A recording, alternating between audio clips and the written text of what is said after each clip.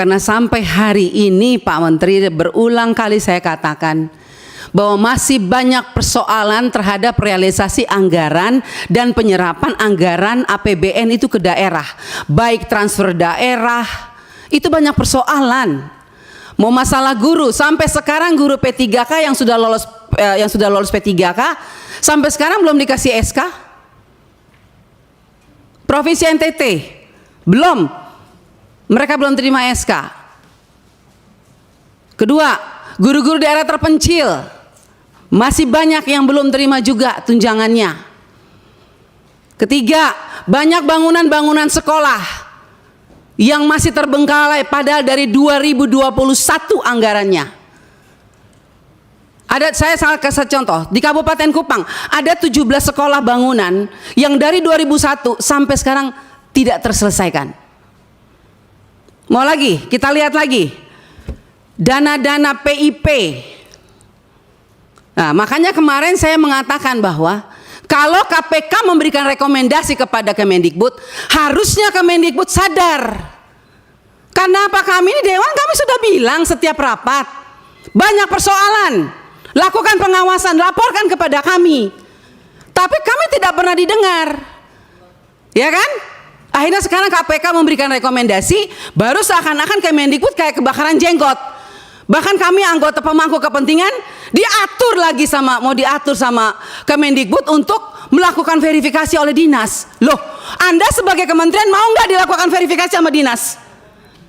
Jangan suruh dinas, jangan suruh apa yang kita usulkan harus dilakukan verifikasi oleh dinas. Kita ini lembaga tinggi negara, wakil rakyat.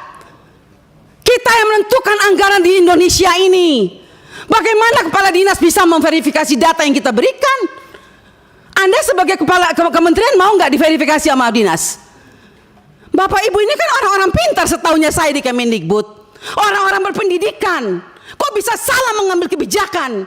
Bu Sekjen, Anda mengeluarkan Persekjen yang dimana poin nomor 3 dikatakan bahwa data yang direkomendasikan sebagaimana dimaksud pada huruf B diverifikasi oleh Dinas Pendidikan. Loh, kita ini pemangku kepentingan usulkan itu dari Dapodik sekolah. Dapodik itu harusnya kan, makanya tadi Pak Andre bilang, operator sekolah itu diperhatikan. Karena semua itu dari operator sekolah. Kepala sekolah aja kadang-kadang tidak tahu apa yang terjadi dilakukan oleh operator sekolah. Dinas pendidikan juga nggak tahu. Nah, kementerian juga. Jadi kalau mau melakukan verifikasi, harusnya kementerian melakukan verifikasi terhadap dinas, dinas lakukan verifikasi terhadap kepala sekolah, hasil verifikasi itu baru diberikan kepada kami. Itu jangan dibolak-balik. Bahkan saya minta Bapak Ibu pimpinan, kita ambilkan rekomendasi kepada KPK, periksa APBN yang ada di Kemendikbud. Karena ini banyak persoalan, PIP, KIP, dana BOS, banyak hancur ini. Tolong Ibu, saya minta Pak Pimpinan, kita berikan rekomendasi kepada KPK, periksa dari 2021, 2022, 2023. Nggak usah tambah anggaran kalau memang banyak korupsi, uang negara habis, bukan untuk rakyat. Saya marah Pak Menteri untuk saksian kalinya. Karena memang ini kenyataannya di lapangan. Jangan dong kita dibikin seperti anak kecil. Kok apa yang diusulkan kita mesti diverifikasi oleh Dinas Pendidikan? Anda mau nggak sebagai menteri diverifikasi oleh Dikbud, oleh dinas? Jangan aneh-aneh lah. Kalian tuh dipilih oleh presiden, harusnya berikanlah yang terbaik untuk rakyat. Semoga pembicaraan saya ini dilihat oleh presiden yang baru. Semoga presiden yang baru memperhatikan kinerja kementerian sekarang ini, memperhatikan eselon-eselon 1 yang sudah ada ini. Tidak memberikan solusi kepada negara, hanya membuat persoalan di daerah. Yang tertinggal tetap tertinggal, yang guru menangis tetap menangis. Bicara plafon digital, mana keadilan untuk daerah 3T? Enak daerah-daerah yang sudah ada internetnya diberikan terus, tapi kita yang daerah 3T yang tidak ada internetnya dibiarkan begitu saja. Mana keadilan sosial bagi seluruh rakyat Indonesia, Pak Menteri? Saya sangat kecewa. Kita sudah mau habis masa jabatan, Anda mungkin sebentar lagi habis, atau Anda lanjut saya tidak tahu. Tapi saya puji Tuhan, Tuhan dan rakyat masih memilih saya kembali. Dan sampai ini, apapun yang terjadi, kita yang terpilih kembali, kita akan tetap memperjuangkan keadilan dan kebenaran untuk kemajuan anak negeri kita. Bukan untuk kita anggota dewan, bukan. Jadi jangan aneh-aneh punya pikiran negatif terhadap wakil rakyat. Semua data-data yang kita pilih itu adanya di Dapodik sekolah. Perhatikan dong operator sekolah, perhatikan kepala sekolah, perhatikan dinas. Jangan hanya urus yang besar-besar triliunan, tapi begitu sampai di bawah tidak pernah diperhatikan. Omong kosong semua ini. Saya setuju KPK memberikan rekomendasi. Bila perlu kita berikan rekomendasi kepada KPK, periksa Kemendikbud. Biar kita lihat siapa yang bobrok, siapa yang mencintai negeri ini sebetulnya. Wakil rakyatkah atau mereka? Jangan begitu dong. Bikin Persekjen memalukan, Bu Sekjen.